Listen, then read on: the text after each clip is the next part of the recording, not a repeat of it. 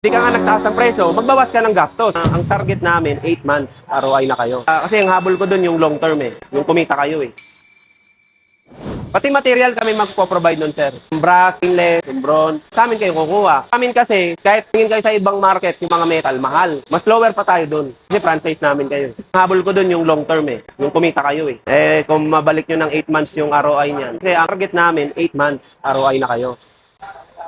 Oo. Sabi ko, kaya naman. Kung lahat reseller, inyo ko ibibigay. Kayo na magka-capture yun. Oo, ang reseller price. Standard talaga yun.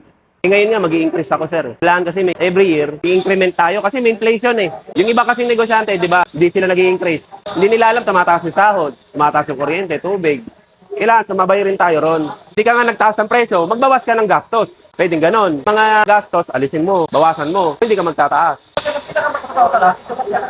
Hindi, ang pinakamatrabaho talaga, engrave. Pinakita ko kay sir yun Ang print, mabilis. Si engrave, kaya matrabaho yan, pag isa lang yung engraver mo, matagal yan. Pero nagdagdag ka ng tao, dalawa o tatlo, bumibilis na yan kasi bilis na nagpiprint yan.